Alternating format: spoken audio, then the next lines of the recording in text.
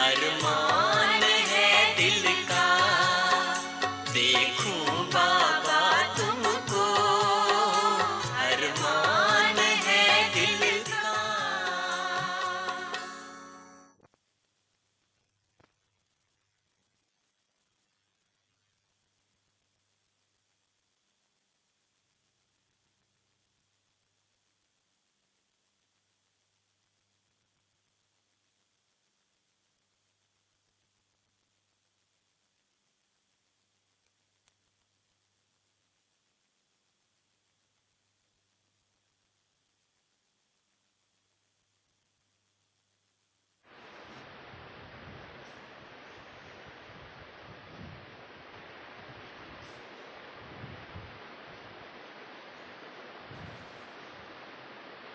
ఓం శాంతి.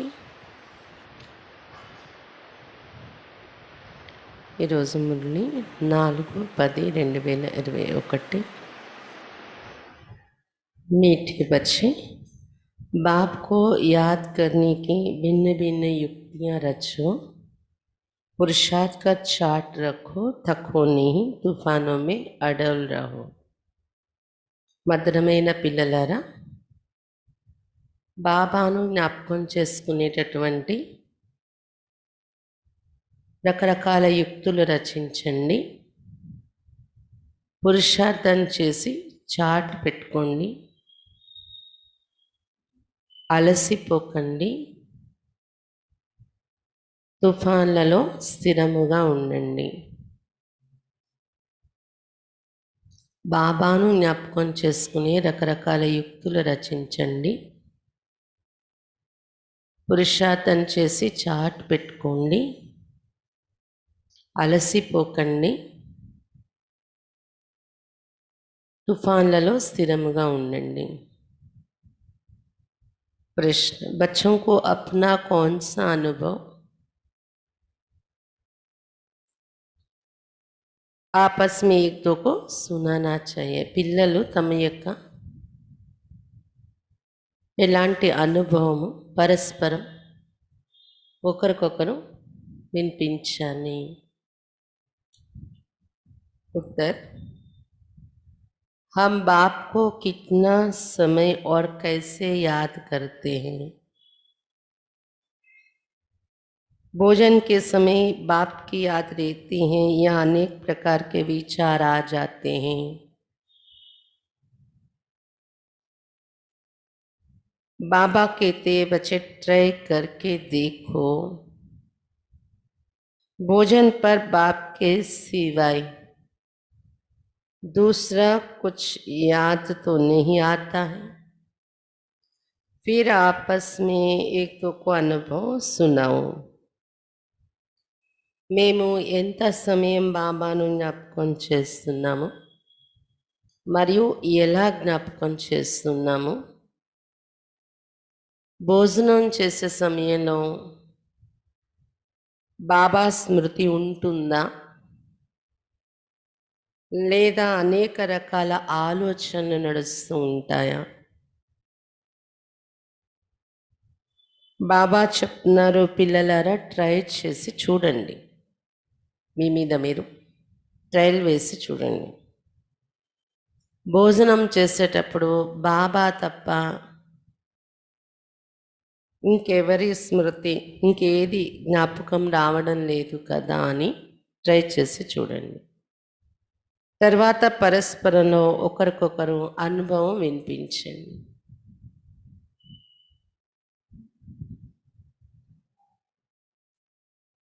రెండోది, ఒకటి ఇది భోజనం చేసే సమయంలో బాబా స్మృతి. ఇంకా ఏ సమయంలో నేను ఎంత సమయం చేస్తున్నా ఎలా బాబాని జ్ఞాపకం చేస్తున్నా.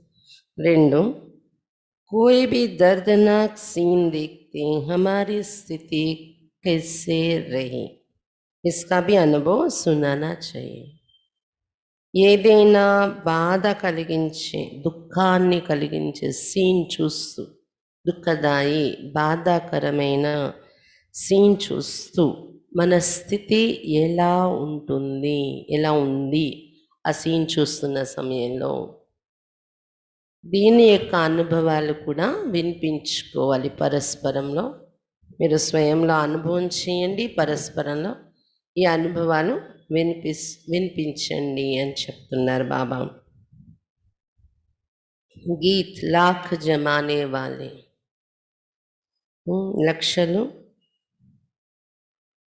పోగు చేసేటటువంటి వారు అని పాట. ఓం శాంతి. मीठे मीठे बच्चे अब बेहद बाप को कैसे बोलेंगे जिससे बेहद का वर्षा मिलता है. అంటే ఈ పాటలో లక్షలు పోగు చేసేవారు అని ఇది ఒక లౌకిక ఫిలిం సాంగ్. ఇది నిన్ను నేను మరవలేను అని ఇలా పదాలు ఉన్నాయి అందులో. బాబా చెప్తున్నారు ఇక్కడ ఎవరు మనకి లక్షలు పోగు చేసి ఇచ్చేవారు అంటే అనంతమైన వారసత్వం ఇచ్చేవారు అనంతమైన బాబా.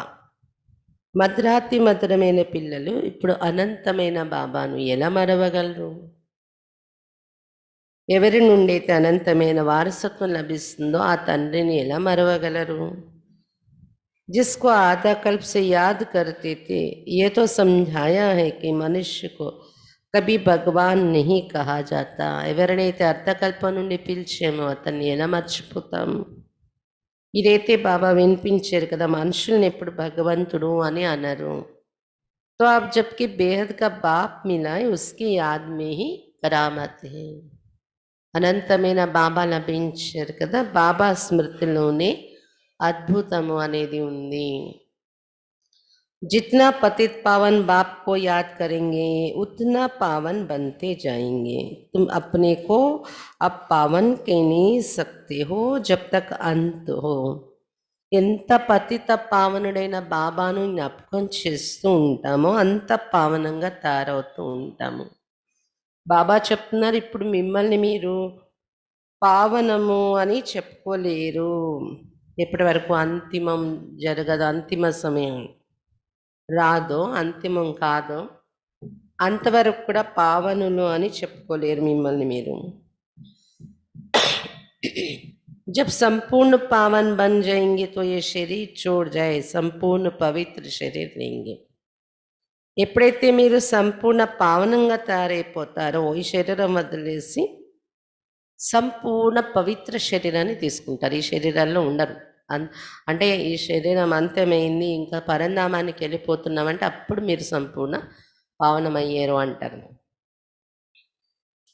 जब सत्युग में नया शरीर मिले तब संपूर्ण कहेंगे. సత్యుగలో కొత్త శరీరం ధరించి ఉంటారు మీరు, అప్పుడు సంపూర్ణము సంపూర్ణ పావనము అంటారు. फिर रावण का खात्मा हो जाता है. ఆ స్థితి మనలో వచ్చేస్తే రావణ యొక్క వినాశనం జరుగుతుంది. సత్యుగ్ में रावण की एफिजी नहीं बनाई जाती. అక్కడ సంపూర్ణ పావనులు కాబట్టి అందరూ రావణాసురుడు బొమ్మ కాల్చే పండగ చేయరు. तो तुम बच्चे जब बैठते हो चलते फिरते हो तो बुद्धि में ये याद रहे. కాబట్టి పిల్లలు మీరు ఇక్కడ కూర్చుంటున్నా నడుస్తూ తిరుగుతున్నా బుద్ధిలో ఈ స్మృతి ఉండాలి అని చెప్తున్నారు బాబా. अब हमने 84 का चक्र पूरा किया है, फिर नया चक्र शुरू होता है. वो है ही नई पवित्र दुनिया, नया भारत, नई दिल्ली. 84 జన్మల చక్రం పూర్తయింది, ఇప్పుడు కొత్త చక్రం ప్రారంభం అవుతుంది మాది అని బుద్ధిలో ఉండాలి. ఇవన్నీ అక్కడ ఉండేదే కొత్త పవిత్ర ప్రపంచం, కొత్త భారతదేశం, కొత్త ఢిల్లీ అన్నీ కొత్త ఉంటాయి కదా. बच्चे जानते पहले जमुना का कंटा है जहाँ पर परिस्तान बनना है. बच्चों को बहुत अच्छी रीति समझाया जाता है. पहले तो बाप को याद करो. भगवान बाप पढ़ाते, वही बाप टीचर गुरु है, ये भला याद रखो. పిల్లలు తెలుసుకున్నారు కదా, మొట్టమొదట యమునా నది తీరం ఉంటుంది, అక్కడ పరిస్థాన్ అనేది తయారవుతుంది. స్వర్గము పరిస్థాన్. పిల్లలకు చాలా చక్కగా అర్థం చేయిస్తున్నారు బాబా. మొట్టమొదట బాబాను జ్ఞాపకం చేయండి. భగవంతుడు బాబా చదివిస్తున్నారు మనకి ఇక్కడ. అతడే తండ్రి, టీచర్, గురువు కూడా అయ్యారు. ఇది గుర్తుంచుకోండి. बाबा ने ये भी समझाया था कि तुम बाजुली खेलते हो, वर्णों का चित्र भी बहुत जरूरी है. బాబా ఇది కూడా మనకు చెప్పారు, మీరు పిల్లి మొగ్గలాట ఆడుతూ ఉన్నారు అంటే వర్ణాల యొక్క చిత్రం చూడండి. ఇది కూడా చాలా అవసరం. విరాట రూపం వర్ణాల యొక్క చిత్రంలో మనం ఎలా పిల్లి మొగ్గలు వేస్తున్నాం, అది నిటారుగా నిలబడి ఉంటుంది విరాట రూపం యొక్క చిత్రం వర్ణాలది. కానీ బాబా దాన్ని పిల్లి మొగ్గ అని ఎందుకు వర్ణిస్తారు అంటే, వర్ణాలలో రావడాన్ని మనము కాళ్ళు శూద్ర వర్ణంలో వచ్చాక మళ్ళీ పిల్లక బ్రాహ్మణ వర్ణంలోకి వెళ్ళిపోతున్నాం, తిరిగి పుట్టవేపు రాకుండా. ముఖము దేవత, భుజాలు క్షత్రియ, పొట్ట వైశ్య, కాళ్ళు శూద్ర. శూద్ర నుండి మళ్ళీ దేవత కన్నా గొప్ప స్థానమైన బ్రాహ్మణ పిలక స్థానం, అక్కడికి వెళ్ళిపోతున్నాం. అంతేగాని మళ్ళీ పొట్టవైపు నుండి పైకి వెళ్ళట్లేదు మనం. అందుకనే పిల్లి మొగ్గేసినప్పుడు తల కాళ్ళు కలుస్తాయి దానివి. అలా మనం కూడా కాళ్ళ భాగం నుండి తల భాగానికి వెళ్ళిపోతున్నాం కదా, బ్రాహ్మణ వర్ణంలోకి, శూద్రుల నుండి బ్రాహ్మణ వర్ణంలోకి. అందుకే పిల్లి మొగ్గలాట ఆడుతున్నారు మీరు అని చెప్తూ ఉంటారు బాబా. सबसे ऊपर है शिव बाबा, फिर छोटी ब्राह्मण. ये समझाने के लिए बाबा कहते हैं. అందరికన్నా పైన శివ్ బాబా ఉన్నారు వర్ణాల చిత్రంలో. దాని కింద శివ్ బాబా ఎక్కడ ఉంటారు? పిల్లక మీద పువ్వు. ఆ పువ్వు కింద ఉన్న పిల్లక ఎవరు? బ్రాహ్మణులు. బ్రాహ్మణులే తర్వాత ఏమవుతారు? దేవతలు. అది ముఖ భాగం, పిల్లక కన్నా కింద ఉన్న భాగం ముఖ భాగం. ఇవన్నీ ఎవరికైనా మీరు ఎక్స్ప్లెయిన్ చేసి చెప్పాలి అని బాబా చెప్తున్నారు. अच्छा ये बुद्धि में रखो कि हम 84 जन्मों की बाजोली खेलते, अब संगम है, बाप जास्ती समय नहीं रहते, फिर भी 100 वर्ष तो लगते हैं. ఇది బుద్ధిలో ఉంచుకోండి. 84 జన్మల పిల్లి మొగ్గలాట ఆడుతున్నాం, సంగమయుగంలో ఉన్నాము. బాబా ఎక్కువ సమయం ఉండరు, ఫిర్ भी 100 वर्ष तो लगते हैं. ఎక్కువ రోజులు నేను ఉండను ఈ సృష్టి మీద అని చెప్తున్నారు బాబా. అయినప్పటికీ 100 సంవత్సరాలు అయితే పడుతుంది నా కార్యం పూర్తవటానికి అని చెప్తున్నారు బాబా. ఇందులో 87, 88 అయిపోయి 87 సంవత్సరాలు, 100 పూర్తి కావడానికి ఇంకా 13 అలా ఉంది అంతే. उत्तल पातल पूरी हो फिर राज शुरू हो जाता है. महाभारत लड़ाई तो वही है जिसमें अनेक धर्म विनाश, एक आदि सनातन देवी देवता धर्म की स्थापना हो रही है. ఆకాశం భూమి కింద పైన అవుతుంది, వినాశనం అవుతుంది, తర్వాత మన రాజ్యం ప్రారంభమైపోతుంది. మహాభారత యుద్ధం అదే, ఇది శాస్త్రాల్లో వర్ణించింది. అనేక ధర్మాల వినాశనం, ఒకే ఆది సనాతన దేవీ దేవతా ధర్మం యొక్క స్థాపన జరుగుతుంది ఈ మహాభారత యుద్ధ సమయంలో, అంటే వినాశన సమయంలో. तुम्हारी कलाबाजी तो वंडरफुल है. तुमको पता है फकीर लोग कलाबाजी खेलते तीर्थों पर जाते हैं. मनुष्यों की श्रद्धा तो रहती है ना, तो उन्होंने कुछ न कुछ दे देते, परवरिश उन्होंने होती रहती, क्योंकि ऐसे मनुष्य अपने साथ क्या उठाएंगे. बाबा చెప్తున్నారు, మీది ఇది వర్ణాలలో వచ్చే, కళలలో వచ్చే అద్భుతమైన ఆట నడుస్తుంది మీది. మీకు తెలుసు కదా, అంటే భిక్ష అడిగేవాళ్ళు అనండి, లేదా సన్యాసులు లాంటి వాళ్ళు, అంటే భిక్ష అడిగే సన్యాసులు ఉంటారు కదా, అలాంటి వాళ్ళు పిల్లి మొగ్గలు వేసుకుంటూ లేదా ఇలా దొర్లుకుంటూ తీర్థయాత్రలో వెళ్తూ ఉంటారనమాట. రోడ్ల పైన లాగా మందిరం వరకు అలా వాళ్ళు ప్రతిజ్ఞ చేసుకుంటారు, ఇలా వెళ్తాను అని అలా వెళ్తూ ఉంటారు. కళాబాజీ అంటారు. తీర్థయాత్రలో చూస్తూ ఉంటాం ఎక్కువ. అది చూసే మనుషులకి పాపం భావన ఉంటుంది కదా, వాళ్ళకి ఏదో ఒకటి భిక్ష వేస్తూ ఉంటారనమాట. అలా వాళ్ళ పాలన జరుగుతూ ఉంటుంది. ఎందుకంటే ఇలాంటి మానవులు వాళ్ళతో ఏం ఉంచుకుంటారు చెప్పండి, ఏం దాచుకుంటారు? తినడానికి ఏదో అలా సంపాదిస్తూ ఉంటారు వాళ్ళు. बाबा तो इन सब बातों का अनुभवी है. बाबा ने अनुभवी रथ लिया है, गुरु भी किए, देखा भी बहुत कुछ, तीर्थ भी किए हैं. బ్రహ్మ బాబా ఎటువంటి విషయాలు ఎక్కువ చూశారు, తీర్థయాత్రలు తిరిగేవారు కదా ఎక్కువగా బాబా. అందుకే శివ్ బాబా ఇటువంటి అనుభవి రథాన్ని తీసుకున్నారు. బ్రహ్మ బాబా గురువుల దగ్గర కూడా చాలా తిరిగారు, చాలా చూశారు. अब बाबा कहते हैं बाजोली तो याद कर सकते तुम, अभी ब्राह्मणी है, फिर देवता क्षत्रिय बनेंगे, ये है सारी भारत की बात. శివ్ బాబా చెప్తున్నారు, పిల్లి మొగ్గలాట అనేది గుర్తు చేసుకోగలరు కదా మీరు. ఇప్పుడు బ్రాహ్మణులుగా ఉన్నాం మనం పిలక స్థానంలో, అక్కడి నుండి దేవతలు అవుతాం, క్షత్రియులు అవుతాం, ఇలా ఇలా వైశ్య శూద్రులే, మళ్ళీ శూద్రుల నుండి బ్రాహ్మణులు అయిపోతాం. అందుకే పిల్ల మొగలాటితో పోలుస్తాం వర్ణాలని. ఇదంతా భారతదేశంలో జరుగుతుంది, వర్ణాలు అనేది రిపీట్ అవ్వడం. बाप ने ऐसे समझाया है और धर्म तो जैसे बाई प्लेट है. बाप ने तुमको ही तुम्हारे 84 जन्मों की कहानी बताई है. బాబా ఇవన్నీ మనకు వినిపించారు. ఇతర ధర్మాలు కొమ్మలు ఈ వృక్షంలోని. బాబా మీకే మీ 84 జన్మల కథ వినిపించారు అని చెప్తున్నారు బాబా. सेंसिबल जो है वो हिसाब से समझ सकते हैं. इसलिए हम यहाँ आएंगे तो एवरेज कितने जन्म लेंगे. తెలివైన పిల్లలు లెక్క కూడా అర్థం చేసుకోగలరు అని చెప్తున్నారు బాబా. మొట్టమొదటి వచ్చేవారు 84 జన్మలైతే, తర్వాత వచ్చే ఇస్లామీ ధర్మం, దేవతా ధర్మం, తర్వాత ఇస్లామీ ధర్మం కదా. ఏవరేజ్ ఎన్ని జన్మలు అవ్వచ్చు. एक्यूरेट हिसाब की तो दरकार नहीं. इन बातों में तो कोई फिक्रात की बात नहीं. सबसे ज्यादा फिक्र ये रहती कि हम बाबा को याद करते रहे. बस एक ही फिक्र है, एक को याद करने का. ఎక్యురేట్గా లెక్క అయితే తీసే అవసరం లేదు. ఇస్లామీ ధర్మం ఎన్ని జన్మలు తీసుకుంటారు, ఇంకా లేట్గా వచ్చే బౌద్ధ ధర్మం, ఇంకా లేట్గా వచ్చే క్రిస్టియన్ ధర్మం ఎన్ని జన్మలు తీసుకుంటారు, ఇది లెక్క మనకు అంచనా వేయగలం. కానీ ఎక్యురేట్ లెక్కలు పెట్టే అవసరం కూడా లేదు. ఎందుకంటే ఈ విషయాల కోసం ఎక్కువ చింత చేయకండి. మీరు ఇంత డీప్గా మరి లెక్కలు తీసి ఆ చింతలోకి వెళ్ళకండి. అన్నింటికన్నా ఎక్కువ చింత ఏముంటుందంటే మనకి, నేను బాబానే జ్ఞాపకం చేస్తూ ఉండాలి, ఏ క్షణం బాబాని మరవకూడదు అని. బస్ ఒకటే చింత, ఒక్కరినే జ్ఞాపకం చేసుకోవాలి అని చెప్తున్నారు బాబా. घड़ी घड़ी माया और फिक्रात में डाल देती. इसमें माया फिक्र में बहुत डालते. बच्चों को याद करना ही चाहिए.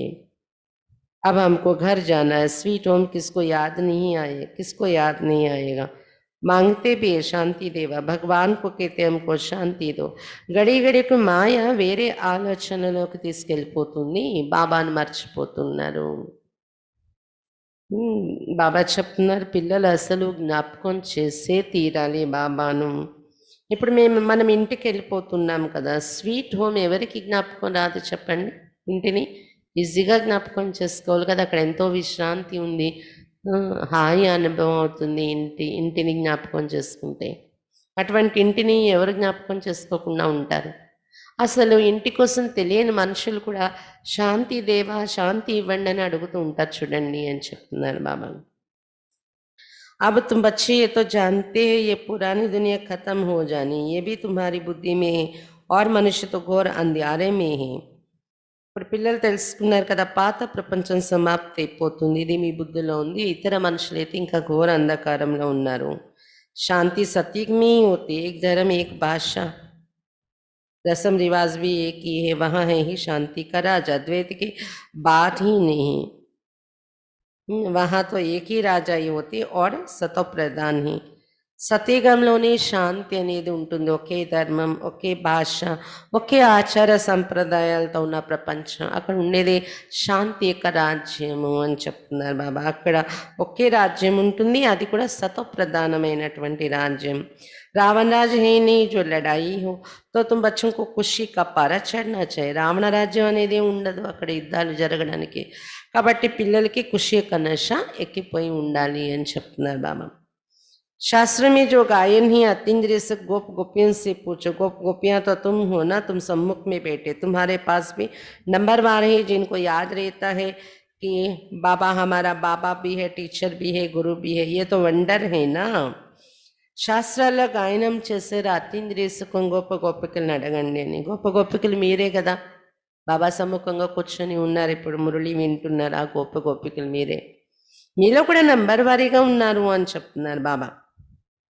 ఎవరికైతే బాబా మన తండ్రి కూడా, టీచర్ కూడా, గురువు కూడా అని జ్ఞాపకం ఉంటుందో అలాంటి పిల్లలు నంబర్ వారీగా ఉన్నారు. నంబర్ వారీగానే గుర్తుంటుంది విషయము అని చెప్తున్నారు బాబా.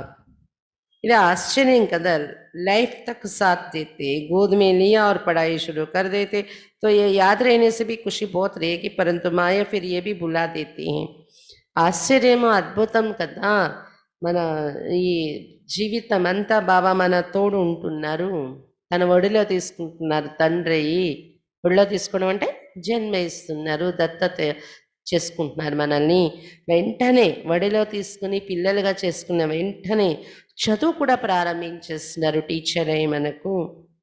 ఇటువంటి విషయాలు బుద్ధిలో గుర్తొచ్చినా కూడా చాలా ఖుషి ఉంటుంది మీకు అని చెప్తున్నారు బాబా. కానీ మాయ మరిపించేస్తుంది. मनुष्यों को ये भी समझाना होता है। मनुष्य पूछते बाकी थोड़ा समय कहते हो, क्या प्रूफ है? बोलो देखो इसमें लिखा हुआ है भगवान वाच, यज्ञ भी रचा हुआ है, ये है ज्ञान यज्ञ। अब कृष्ण तो यज्ञ रच ना सके। మనుషులకి ఇది కూడా చెప్పాల్సి వస్తుంది, వాళ్ళు అడుగుతూ ఉంటారనమాట. ఏమని కొద్ది సమయం ఉంది కొద్ది సమయం ఉంది అని మీరు అంటారు కదా, దానికి ప్రూఫ్ ఏంటి అని అడుగుతారు. వాళ్ళకి చెప్పండి, భగవాన్ వాచ అని రాసి ఉంది కదా, రుద్ర యజ్ఞం ద్వారా వినాశ జ్వాల ప్రజ్వలిస్తుందని. ఈ యజ్ఞాన్ని రచించారు రుద్రుడు బాబా వచ్చి. ఇప్పుడు వినాశనం జరిగేది ఉంది, ఇది జ్ఞాన యజ్ఞం అని చెప్పండి. కృష్ణుడైతే యజ్ఞాన్ని రచించడం అనేది జరగదు. शिवुడు రచించిన యజ్ఞం, రుద్రుడు రచించిన యజ్ఞం ఇది. बच्चों को ये भी बुद्धि में रहना चाहिए कि हम ब्राह्मण इस बेहद यज्ञ के हैं। बाबा ने हमको निमित्त बनाए है। जब तुम अच्छी रीति ज्ञान और योग की धारणा करते आत्मा संपूर्ण बन जाती, तब इस बंबोर को आग लगेगी. పిల్లల బుద్ధిలో ఇది కూడా ఉండాలి, బ్రాహ్మణులు మనం అనంతమైన యజ్ఞం చేస్తున్నాము, బాబా మనల్ని నిమిత్తంగా తయారు చేశారు. ఎప్పుడైతే చక్కని రీతిలో మీరు జ్ఞాన యోగాలు ధారణ చేసుకుంటారో ఆత్మ సంపూర్ణం అయిపోతుందో అప్పుడు ఈ వెదురుల అడవి లాంటి ప్రపంచానికి నిప్పు అంటుకుంటుంది అని చెప్తున్నారు బాబా. मनुष्यों को ही पता होता है ना कि ये बेहद का कर्म क्षेत्र है जहाँ सभी आकर खेल करते, बनी बनाई बन रही. बाप कहते बच्चे चिंता उनकी की जाए जो अनहोनी हुई हो गया सो ड्रामा में, तो फिर उनका चिंतन काहे का करे. हम ड्रामा को देखते हैं. బాబా చెప్తున్నారు, మనుషులకే తెలుస్తుంది అంటూ ఉంటారు, తెలుస్తుంది కదా అనంతమైన కర్మక్షేత్రం ఇది, ఇక్కడ అందరూ ఆట ఆడడానికి వచ్చాము, ఆట నడుస్తుందని కూడా మనుషులు అంటూ ఉంటారు. కాబట్టి ఇది తయారు చేసి చేయబడుతూ ఉంది, రచింపబడి రచింపబడుతున్న డ్రామా. బాబా చెప్తున్నారు, ఏది జరుగుతుందో డ్రామాలో ఉన్నదే జరుగుతుంది. లేనిది జరిగితే మీరు చింత చేయాలి. అంటే లేనిది ఫిక్స్ కానిది జరిగితే చింత చేయాలి. ఫిక్స్ అయిపోయి ఉన్నదే జరుగుతుంది ప్రతిదీ కూడా, దేనికి చింత చేస్తారు మీరు? ఏది జరిగిపోయిందో డ్రామాలో ఉంది, చింత చేసే అవసరం ఏంటి? డ్రామాని చూస్తూ ఉంటాం మనం. ड्रामा में जब कोई ऐसा दर्दनाक सीन होता है तो मनुष्य देखकर रोते हैं. अब वो तो हुआ झूठा ड्रामा, ये तो सच्चा ड्रामा है. सच करते परंतु तुमको कोई दुख के आंसू नहीं आने चाहिए, साक्षी होकर तुमको देखना है. డ్రామాలోని ఏదైనా బాధాకరమైన దృశ్యం వస్తే మనుషులు ఏడ్చేస్తూ ఉంటారు, సీరియల్ డ్రామా చూస్తూ కదా, అది అసత్యమైన డ్రామాలు అని చెప్తున్నారు బాబా. ఇది మీరు ఆట ఆడుతున్నది సత్యమైన డ్రామా ఇది. కానీ మీకు ఇక్కడ ఈ సత్యమైన డ్రామాలో ఏదైనా బాధాకరమైన దుఃఖదాయ సీన్ చూస్తే దుఃఖం యొక్క కన్నీరు రాకూడదు మీకు అని చెప్తున్నారు బాబా. साक्षीगा उंटू చూడాలి మీరు డ్రామాను. जानते हो ये ड्रामा है, इसमें रोने की क्या दरकार है. पास्ट इज पास्ट, कब विचार भी नहीं करना चाहिए. మీరు తెలుసుకున్నారు కదా ఇది డ్రామా, ఇందులో ఏడ్చే అవసరం ఏంటి? జరిగిపోయింది ఏదో జరిగిపోయింది, ఎప్పుడు మీరు చింత కూడా చేయకూడదు అని చెప్తున్నారు బాబా. तुम आगे बढ़ते बाप को याद करते रहो और सबको रास्ता बताते रहो. ముందుకు వెళ్తూ బాబాని జ్ఞాపకం చేసుకుంటూ ఉండండి, అందరికీ మార్గాన్ని చూపిస్తూ ఉండండి. बाबा तो राय देते रहते, त्रिमूर्ति के चित्र तुम्हारे पास बहुत है, क्लियर लिखा हुआ है, वो शिव बाबा ये वर्षा. तुम बच्चों को ये चित्र देखने से बहुत खुशी होनी चाहिए. బాబా చెప్తున్నారు, బాబాను జ్ఞాపకం చేసుకుంటూ ఉండండి, ఇతరులకు మార్గాన్ని చూపిస్తూ ఉండండి అని బాబా సలహా ఇస్తూ ఉన్నారు.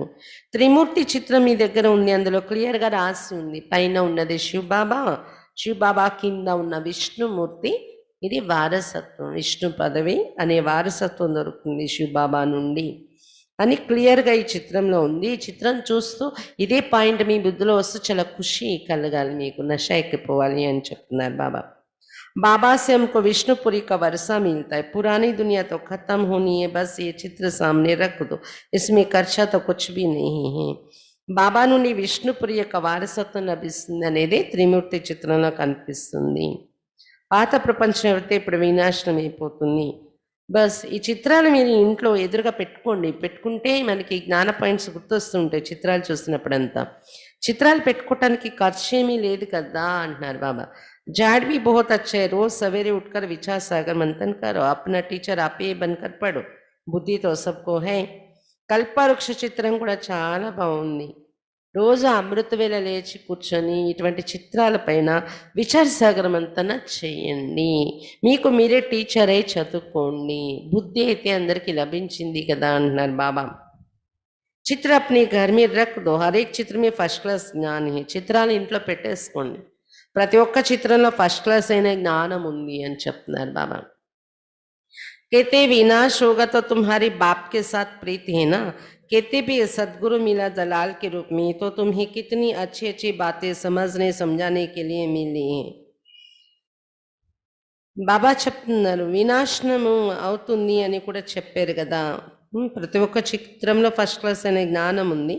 ఇంట్లో ఈ చిత్రాలు పెట్టుకుంటే జ్ఞానం బుద్ధిలో వస్తుంది. వినాశనం అవుతుంది అని వాతావరణం ఇప్పుడు అందరూ చెప్తూ ఉన్నారు కదా. కాబట్టి మీది ఇప్పుడు ఈ వినాశన సమయంలో బాబాతో ప్రీతి బుద్ధి ఉంది కదా, ప్రీతి ఏర్పడింది కదా. వినాశన సమయంలో ప్రీతి ఏర్పడిన వారిని ఏమన్నారు? పరమాత్మతో ప్రీతి ఏర్పడిన వారిని పాండవులు అని. సద్గురు దళాలి రూపంలో దొరికారు. దళాలి ద్వారా, దళాలి బ్రహ్మ ద్వారా సద్గురు మనకి దొరికారు. కాబట్టి ఎంత మంచి మంచి విషయాలు అర్థం చేసుకోవటానికి, అర్థం చేయించడానికి మీకు ఇప్పుడు దొరికాయి. ఫిర్ భీ మాయా కా పాం బహుత్. ఇన్ని విషయాలు బాబా చెప్తున్నాయి. ఇంకోవైపు మాయ ఆడంబరం చాలా ఉంది ఆకర్షించేది. 100 वर्ष पहले ये बिजली गैस आदि तोड़ी ही थी. आगे वायसराय आदि 4 घोड़े की 8 घोड़े की गाड़ी में आते थे. आगे शाहूकार लोग गाड़ी में चढ़ते थे. अब तो विमान आदि निकल पड़े हैं. आगे ये कुछ नहीं था. 100 वर्ष के अंदर ये क्या हो गया है? मनुष्य समझते कि यही स्वर्ग है. 100 సంవత్సరాల క్రితం విషయం ఆలోచిస్తే కరెంట్ లేదు, గ్యాస్ లేదు, కార్లు లేవు. వైస్రాయ్ అలాంటి పదవిలో ఉన్నవాళ్ళు కూడా ఆ రోజుల్లో బ్రిటిష్ గవర్నమెంట్ ఉన్నప్పుడు వైస్రాయ్ అని ఉండేవారు. వాళ్ళు 4 గుర్రాలు ఉండే బండి, 8 గుర్రాలు ఉన్న బండి, ఆ బండి మీదే వెళ్ళేవారు. గుర్ర బండిలోనే. కార్లు అవి ఉండేవి కాదు. తర్వాత కార్లు వచ్చిన జీపు కారు అని చాలా డబ్బున్న వాళ్ళే ఆ గాడిలో వెళ్ళేవారు అంటున్నారు బాబా. ఇప్పుడైతే విమానాలు వచ్చేసాయి. ప్రతి ఇంటికి కారు. పూర్వం ఇవేమీ ఉండేవి కాదు కదా. 100 ఏళ్లలో ఇలా తయారైంది చూడండి. మనుషులు ఇది చూసి అనుకుంటున్నారు ఇదే స్వర్గము అని. अब तुम बच्चे जानते हो स्वर्ग तो स्वर्ग है, सब पाई पैसे की चीजें, इनको आर्टिफिशियल పంప్ कहा जाता है.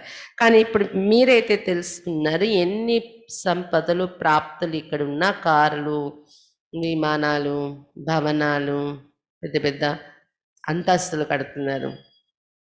ఎన్ని ఉన్నా ఇది స్వర్గం అన్నారు. స్వర్గం అంటే స్వర్గమే. స్వర్గంతో పోల్చలేము ఈ ప్రపంచాన్ని. స్వర్గంతో పోలిస్తే 5 పైసలు విలువైన వస్తువులు ఇవన్నీ. ఆర్టిఫిషియల్ ఆడంబరాలు ఇక్కడ ఉన్నవన్నీ అని చెప్తున్నారు బాబా. अब तुम बच्चों को यही एक फूरना चाहिए कि हम बाप को याद करें जिसमें ही माया विघ्न डालते हैं. बाबा अपना मिसाल भी बतलाते हैं. ఇప్పుడు పిల్లలకి ఒకే చింత ఉండాలి, బాబానే జ్ఞాపకం చేయాలి మేము అని. ఎందుకంటే దీనిలోనే మాయ విఘ్నం వేస్తూ ఉంటుంది. बाबा अपना मिसाल भी बतलाते. भोजन खाता हूँ, बहुत कोशिश करता हूँ, याद में रेखा हूँ, फिर भी भूल जाता हूँ, तो समझता हूँ बच्चों को तो मेहनत बहुत होती होगी. अच्छा बच्चे तुम ट्राई करके देखो. బ్రహ్మా బాబా తన యొక్క ఎగ్జాంపుల్ చెప్తూ ఉన్నారు. భోజనం చేస్తూ ఉంటాను, నేను చాలా ప్రయత్నిస్తాను బాబా స్మృతిలోనే ఉండి తినాలని, అయినా కానీ నేను మర్చిపోతూ ఉంటాను మధ్య మధ్యలోని. అప్పుడు బ్రహ్మా బాబా అనుకుంటారంట నాకే ఇంత కష్టం అవుతుంది, మర్చిపోతున్నాను తింటూ తింటూ మధ్యలో అంటే పిల్లలు ఇంకా చాలా శ్రమ పడవలసి వస్తుందేమో ఈ విషయంలో అనుకుంటారంట బాబా. అందుకే బాబా చెప్తున్నారు పిల్లలారా మీరు కూడా ట్రై చేసి చూడండి. నేనెలా నా మీద నేను ట్రై చేసి చూస్తున్నాను. బాబాకి యాద్ మే రేకర్ దిఖాओ. బాబా స్మృతిలో ఉంటూ చూపించండి భోజనం చేసేటప్పుడు. देखो सारा समय याद ठहर सकती, అనుభవం సునానా चाहिए. భోజనం చేసినంతసేపు బాబా స్మృతి ఉంటుందా? మళ్ళీ అనుభవం చెప్పండి మీరు ట్రైల్ వేసి మీ మీద మీరు. बाबा सारा समय याद ठहर नहीं है सकती हैं, बहुत किस्म किस्म की बातें याद आ जाती है. बाबा खुद अपना अनुभव बताते. బాబా భోజనం చేసేంత సమయము బాబా స్మృతి నిలబడట్లేదు, రకరకాల విషయాలు బుద్ధిలో వచ్చేస్తున్నాయి మధ్యలో అంటున్నారు పిల్లలు.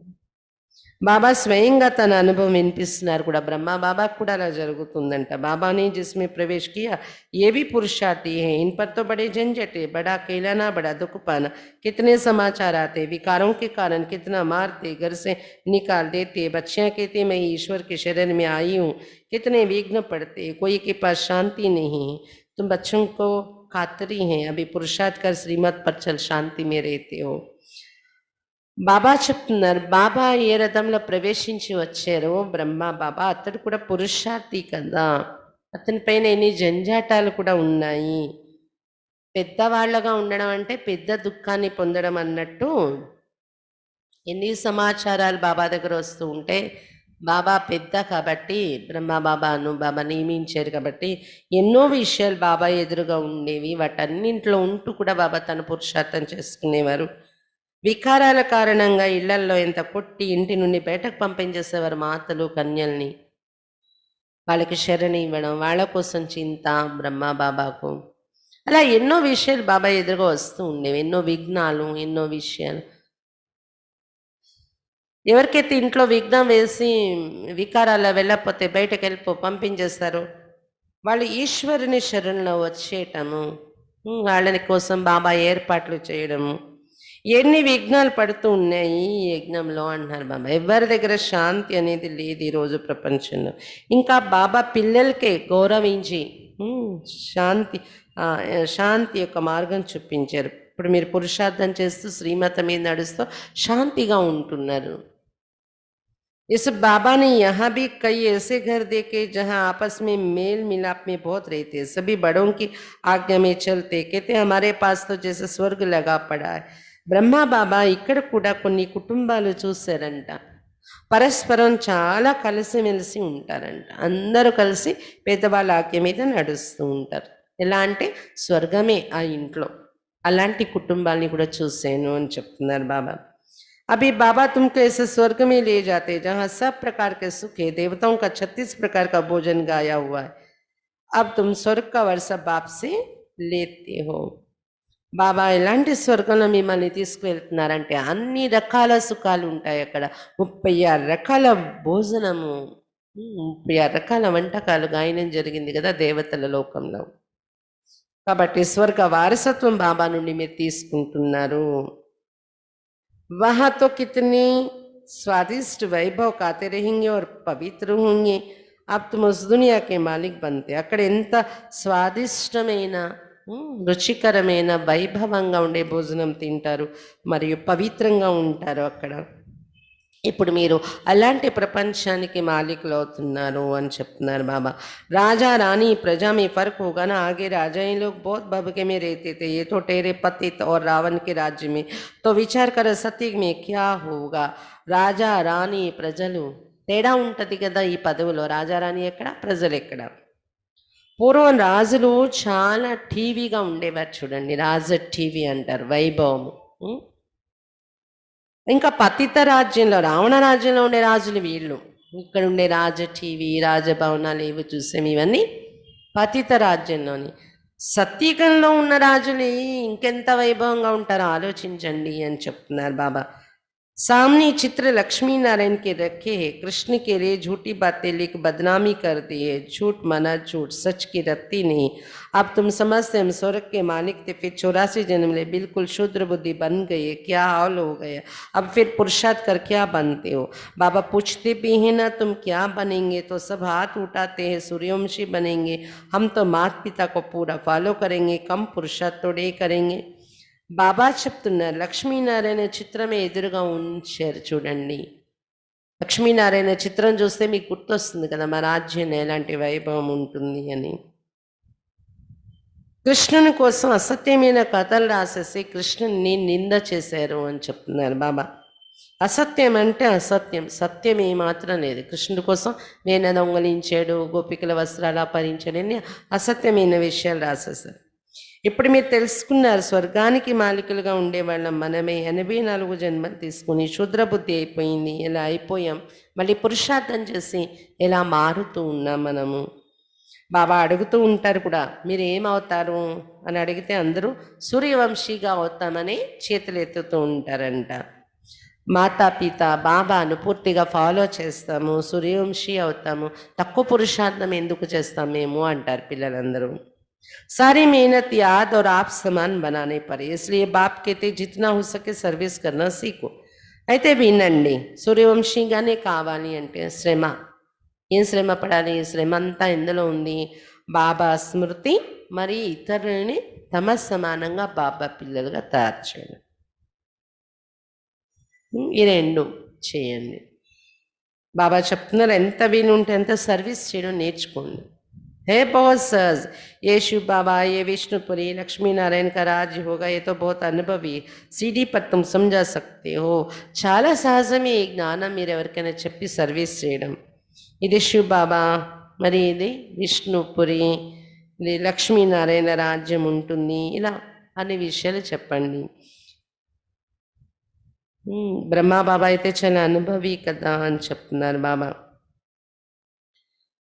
मेटला वर्ष चित्र मीद కూడా మీరు ఎవరికైనా చెప్పొచ్చు. तुम बच्चों को ये झाड़ चक्र देखने से बुद्धि में सारा ज्ञान आ जाना चाहिए. ये जो लक्ष्मी नारायण है, इन्हों की राजधानी कहाँ चली गई, किसने लड़ाई की, जिससे हराया, अब तो वो राज है ही नहीं. इन ईश्वरीय बातों को कुछ नहीं जानते.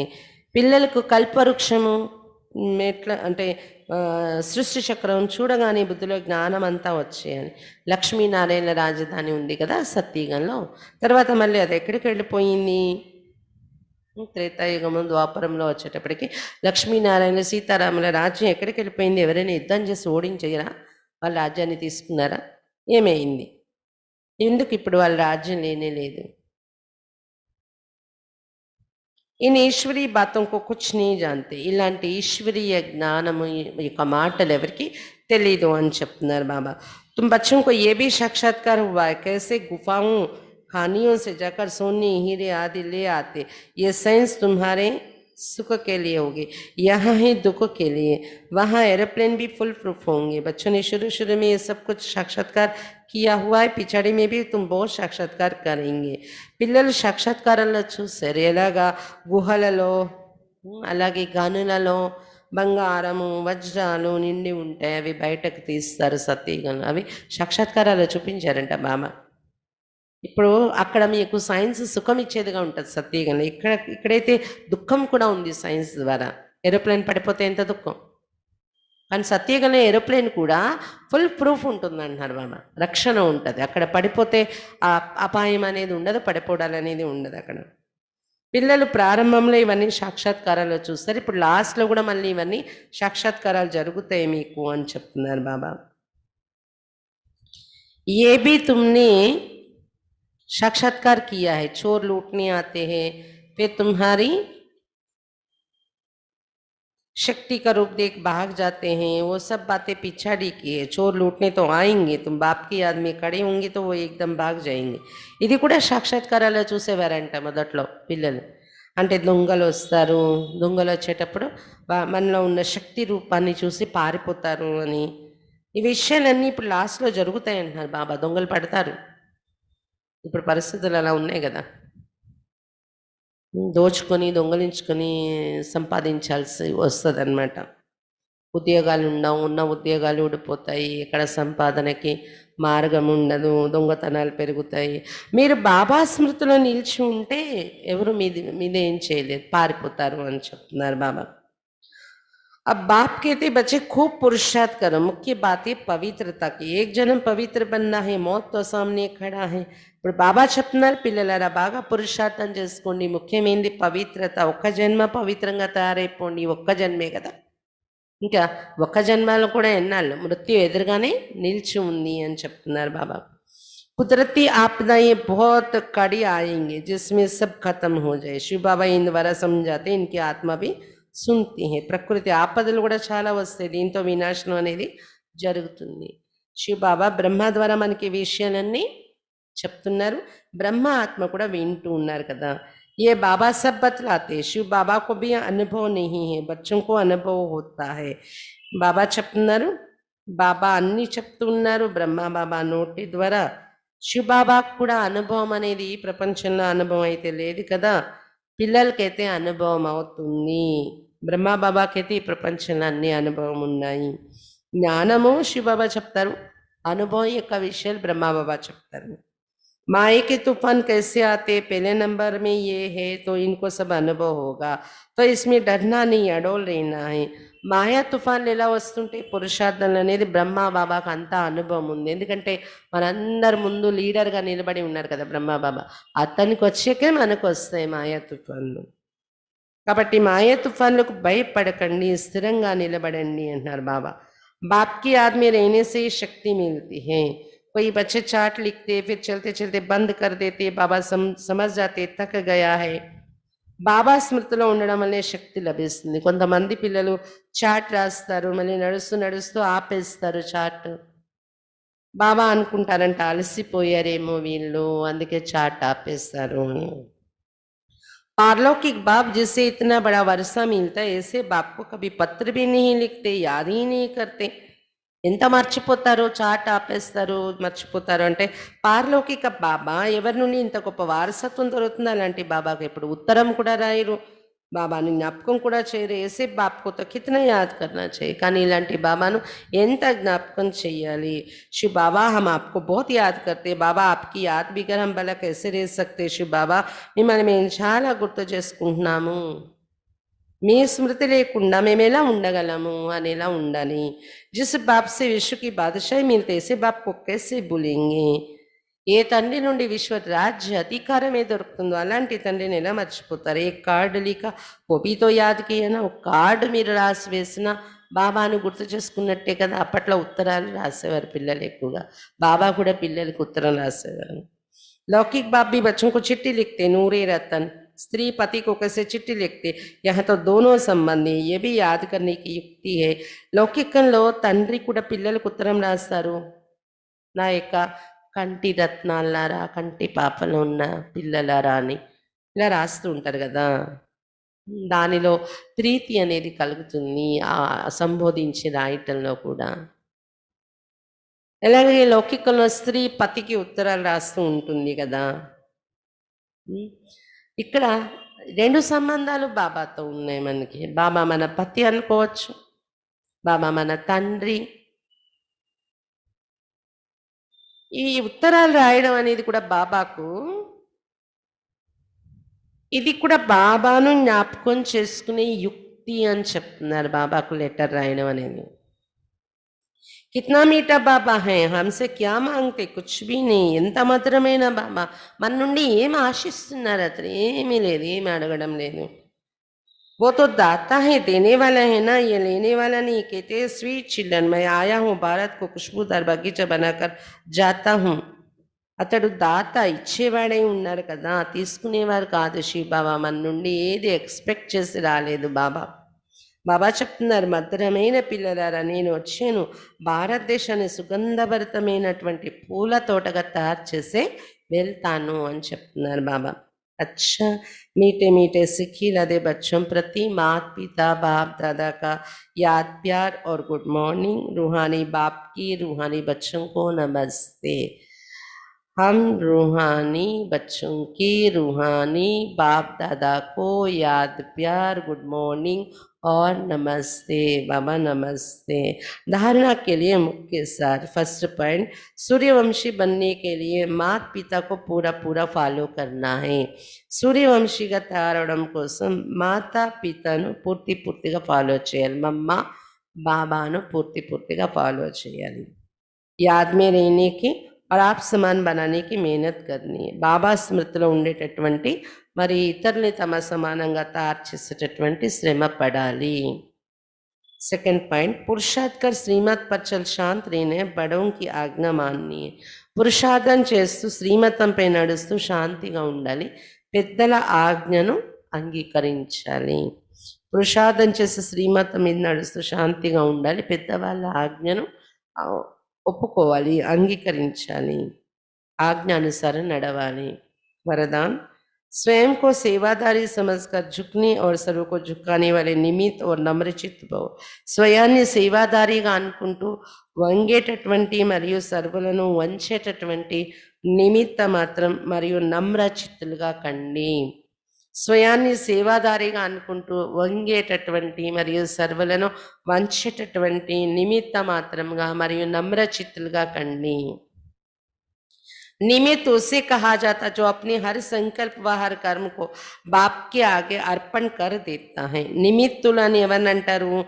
ఎవరైతే తమ యొక్క ప్రతి సంకల్పం నిమిత్త మాత్రము లేదా నిమిత్తము అంటే ఏంటి?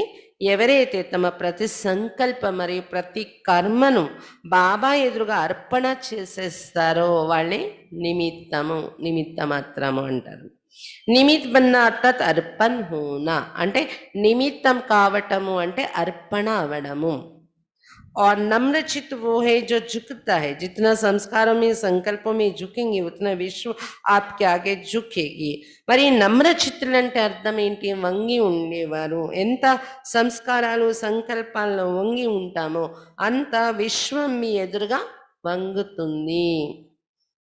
జుక్నా అర్థాత్ జుక్కానా మనం వంగడం అంటే అందరినీ వంచటం. మనం వంగితే అందరూ మన ఎదురుగా వంగుతారు. అంటే మనం వంగడము అంటే నమ్రత చూపించడం అంటే ఇతరులందరూ మన ముందు వంగుతారు.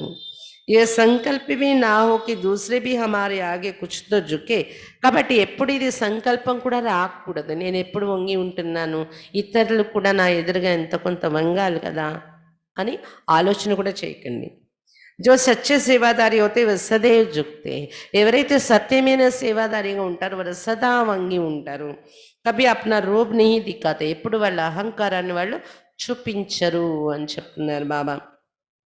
స్లోగన్ అబ్ సమస్య స్వరూప్ नहीं సమాధాన స్వరూప్ బను. ఇప్పుడు సమస్య స్వరూపంగా కావద్దు, సమాధాన స్వరూపంగా తయారవ్వండి.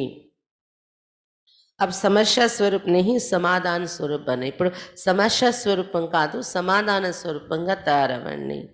అచ్చా, బాబా ఈరోజు ఏం చెప్తున్నారు? బాబాను స్మృతి చేసుకునేటటువంటి భిన్న భిన్నమైన యుక్తులు రచించుకుంటూ ఉండండి. పురుషార్థం చేసి చాట్ పెట్టుకోండి, లేదా బాబాకు రోజు లెటర్ రాయండి మీ పురుషార్థం యొక్క సమాచారం. అలసిపోయి ఆపేకండి మధ్యలో. తుఫాన్లు వస్తాయి, మాయే తుఫాన్లు అయినా స్థిరంగా నిలబడండి అంటున్నారు బాబా. బ్రహ్మ బాబాకు కూడా వచ్చేవి తుఫాన్లు, అయినా బాబా మళ్ళీ తన పురుషార్థాన్ని ముందుకు తెచ్చుకుంటూ స్థిరంగా నిలబడ్డారు కదా. మీరు కూడా అలా ఫాలో చేయాలని చెప్తున్నారు బాబా. పిల్లలు పరస్పరంలో కలుసుకున్నప్పుడు మాట్లాడేది కూడా మీరు ఎలా యోగం చేస్తుంటారు, ఎలా బాబాని జ్ఞాపకం చేస్తున్నారు, ఎంత సమయం చేస్తున్నారు, ఇలాంటి విషయాలు పరస్పరం మాట్లాడుకోవాలి. అలాగే భోజనం చేసినంత సమయము బాబా స్మృతిలో ఉండి తింటున్నామా లేదా, ఇది మీ మీద ట్రయల్ వేసుకోవాలి. ఒకరికొకరు అనుభవాలు వినిపించుకుంటూ ఉండాలి అని చెప్తున్నారు బాబా. అలాగే డ్రామాలో ఏదైనా భయంకరమైన సీను, బాధాకరమైన సీన్స్ చూస్తున్నప్పుడు కూడా మన కుటుంబంలో రావచ్చు, మన ఎక్కడ సంబంధ సంపర్కాలు వెళ్ళినప్పుడు ఎక్కడైనా అదే బాధాకరమైన దుఃఖకరమైన సీన్ రావచ్చు. అది చూస్తూ కూడా మన స్థితి ఎలా ఉంది అనేది చూసుకుంటూ ఉండాలి. ఈ అనుభవాలు ఒకరికొకరు వినిపించుకుంటూ ఉండాలి అని చెప్తున్నారు బాబా. ఇంకా ఏం చెప్తున్నారు? బాబా స్మృతి ఎంత నేను చేస్తున్నాను, ఎంత చెయ్యాలి, ఇదే చింత ఎక్కువగా ఉండాలి. వేరే వేరే జ్ఞానం యొక్క విషయాలు, ఏ ధర్మం ఎన్ని జన్మలు తీసుకుంటారు, ఏ ధర్మం ఎప్పుడు వస్తారు, ఏ రకరకాలు ఇవి ఎక్యురేట్గా ఆ పాయింట్స్ తీసేయాలని దానిలో ఏం మీరు చింత చేసేసే అవసరం లేదు. కానీ బాబా స్మృతి నేను ఎంత చేస్తున్నాను, ఎంత చేయాలి అనే దాని మీద ఎక్కువగా చింత పెట్టుకోండి అని చెప్తున్నారు బాబా. పురుషార్థం చేస్తూ శ్రీమతం మీద నడుస్తూ శాంతిగా ఉండడం నేర్చుకోండి. పెద్దవాళ్ళ ఆజ్ఞానుసారం వెళ్ళిపోవడం నేర్చుకోండి. లౌకికంలోనే అలా ఉండే కుటుంబాలని చూశాను అంటున్నారు బాబా. అక్కడ స్వర్గ వాతావరణం ఉంటుంది. అలాగే ఇక్కడ కూడా మరి ఆ విధంగా బాబా శ్రీమతం నిమిత్తుల నుండి వచ్చినటువంటి డైరెక్షన్ అలా వెళ్ళిపోతూ ఉండడం, శాంతిగా ఉండడం నేర్చుకోండి అన్నారు బాబా. అప్పుడు స్వర్గమే అనేది మనం ఇక్కడే అనుభవిస్తాము. ఇంకా వరదానాలు ఏం చెప్తున్నారు బాబా? స్వయాన్ని సేవాదారిగా అనుకుంటూ వంగి సర్వుల్ని వంచేటటువంటి నిమిత్త మాత్రం మరియు నమ్రచిత్తులుగా కండి. నిమిత్తము అంటే అర్పణ అయిపోవడం, ప్రతి సంకల్పం ప్రతి కర్మ. నమ్రచిత్తులు అంటే వంగి ఉండడం. మనం వంగడం వల్ల వేరే వాళ్ళు కూడా మన ఎదురుగా వంగుతారు, అంటే మన మాట వింటారు. నేను వంగి నడుస్తున్నాను, వాళ్ళని కొద్దిగైనా వంగాలి కదా అనే ఆలోచన కూడా చేయకండి. సదా మనం వంగి వెళ్ళిపోతూ ఉండడమే. వాళ్ళు వంగుతారా లేదా అనేది మనం చూసే అవసరం లేదు. ఆటోమేటిక్గా అన్నీ మనకి అనుకూలంగా అవే సెట్ అవుతాయి. అంతేకాని అహంకారం చూపించకూడదు అంటున్నారు బాబా. సమస్య స్వరూపం కావద్దు, సమాధాన స్వరూపంగా కండి. ఇప్పుడు సమస్యలు వస్తాయి, ప్రతి ఒక్కరి జీవితంలో సమస్యలు వస్తాయి. సమస్య లేకుండా ఉండదు, కానీ సమస్యని చూసి సమస్య స్వరూపం మీలో ఉంచుకోకండి, సమాధాన స్వరూపంగా కండి. ఎందుకంటే ప్రతి సమస్యకు సమాధానం అనేది ఉండనే ఉంది అన్నమాట ఈ లోకంలోని. కాబట్టి సమాధానాన్ని తీయండి, సమాధాన స్వరూపంగా తయారవ్వండి. అచ్చా. ఓం శాంతి.